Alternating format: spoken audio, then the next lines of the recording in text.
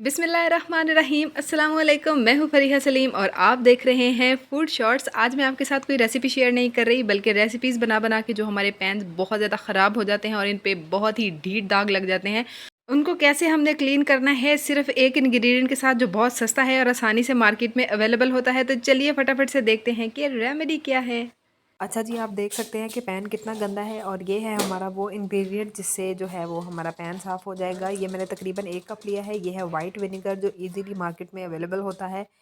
50 रुपए में मेरे ख्याल से ये तकरीबन कोई 800 ml आपको मिल जाता है। तो आप 1 कप भर के इसमें डालें और चूल्हे पे रख के पैन को चूल्हा ऑन कर दें। ठीक है, आपने अगर 1 कप सिरका का डाला है या वाइट विनेगर का डाला है तो 2 कप आप उसमें पानी के डालेंगे।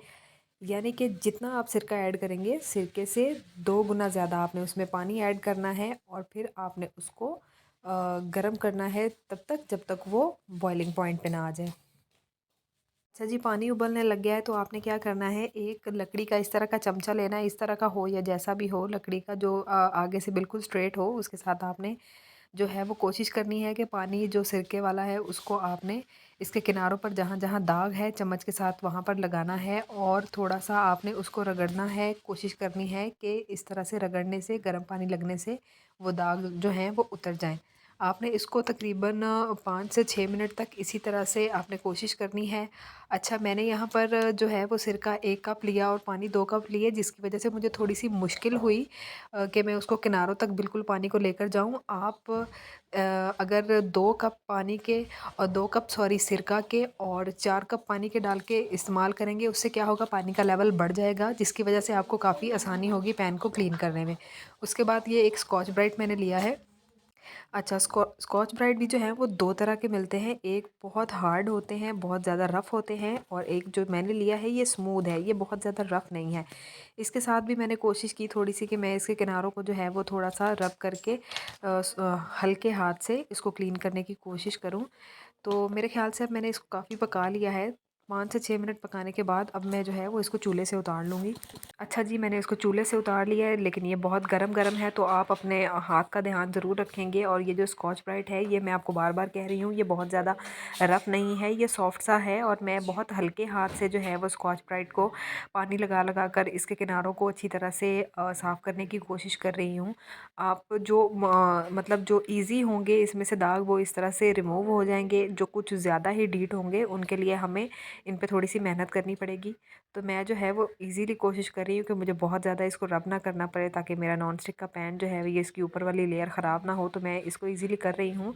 स्क्रीन पे शायद स्टीम की वजह से नज़र नहीं आ रहा, लेकिन काफ़ी फ़र्क पड़ रहा है। अच्छा जी, अब क्या करते हैं कि इसका जो पानी है वो निकाल देते हैं, लेकिन उसको अभी डिस्कार्ड हम नहीं करेंगे।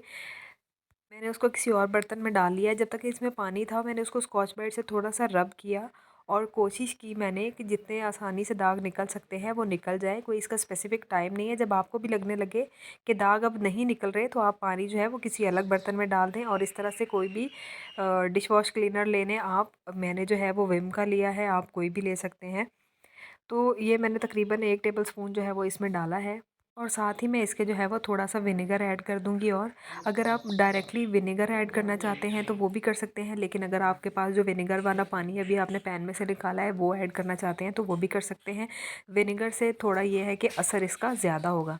तो मैंने इसको मिला लिया है। अब मैं इसको जो है वो तकरीबन 3 से 4 मिनट तक हल्के हाथ से आपने रब करना है। अगर आपका स्कॉच ब्राइट बहुत ज़्यादा हार्ड है तो आप जो है वो फ़ोम वाली साइड यूज़ करेंगे, ठीक है।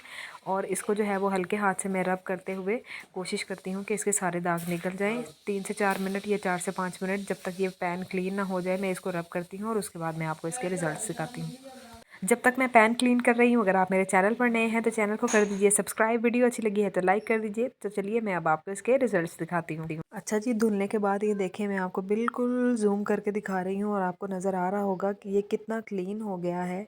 और देखिए जो इसका हैंडल और किनारों के ऊपर भी जो सारी मैल लगी हुई थी वो सारी उतर गई है। मैं बिल्कुल आपको बिल्कुल करीब से दिखा रही हूँ और आप जो हैं वो रिज़ल्ट्स खुद ही देख सकते हैं।